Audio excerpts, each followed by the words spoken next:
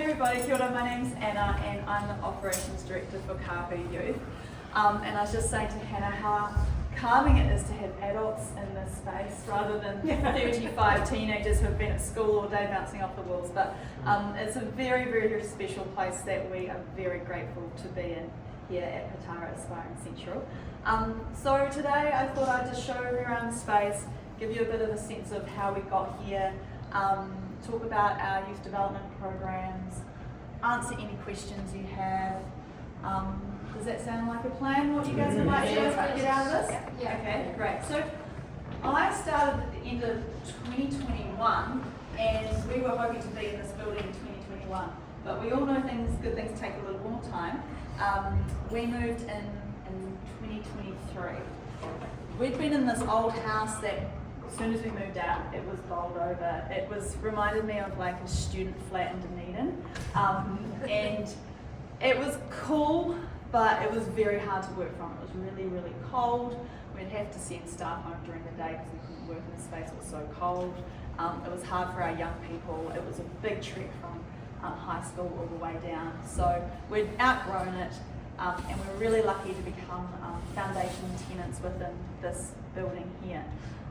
We moved in a big empty space, which was really fun at the beginning, but after a couple of months of having a camp style kitchen and trying to feed 30 kids after school and organise snacks for another 10 on a program, or not having storage and trying to work in a space with table tennis happening and foosball, it just got a bit much. So we got together some funding and we had a year of going out to every single place we could to pull together funding, so that we could have a team that could work really effectively here, and also we could grow and extend our programs for our young people.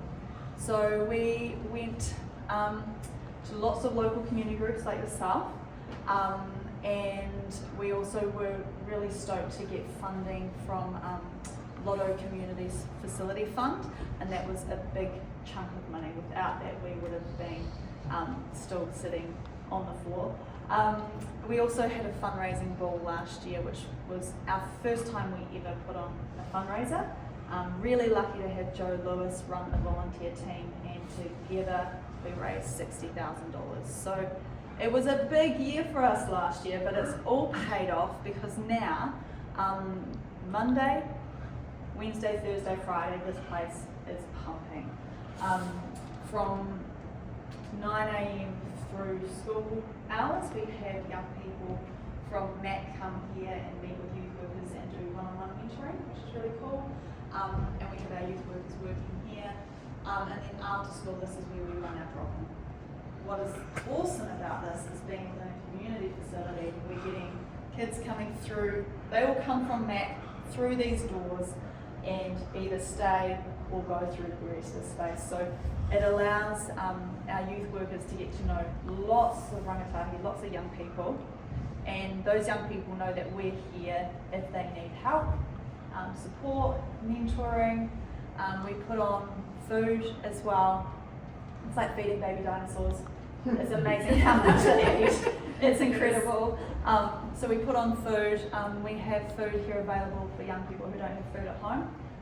And you'd be surprised how many young people bring a bag and help stock up their lunches and things like that. So we make sure that that's available. And yeah, we just have a good time while we're here. So drop-in is free, so it's really great for parents who are working full-time, who need a safe space for the young people to come. It's also really great, we've found, for youth that are finding it hard to connect into a community. So they might not have their sports group or they might not have their school group. So when they're here, they get to connect into the Kahu youth community and know they can always be here. They always will get attention from adults, and we support them to get along with others and make friends. So, yeah, it's a big part of mitigating anxiety and depression. If you're connected to something, you're connected to Rotary because it gives you a sense of purpose and connection and social, and you're doing it for the community, and that's what we are about in a different way for young people. Yeah, so I'll give you the grand tour. We'll start with this beautiful art piece behind us. So this was done by the Apapuhi Youth Council, and they wanted to paint on the water towers just up at Lismore Park.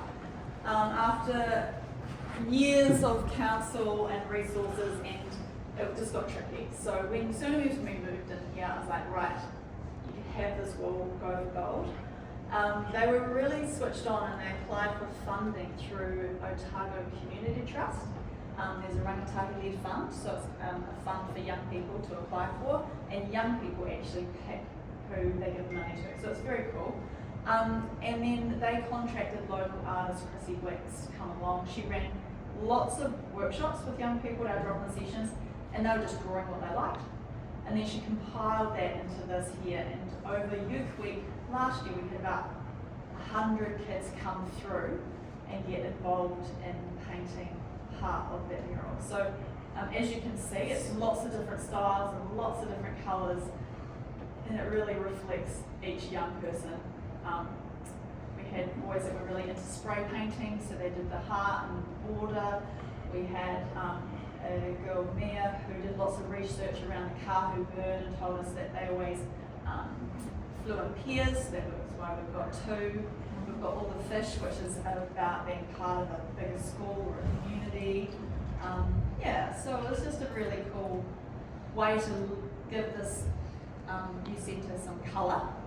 And this space here is our kind of like big rumpus room. And actually on the Mondays and Tuesdays we have kids from all the different primary schools. We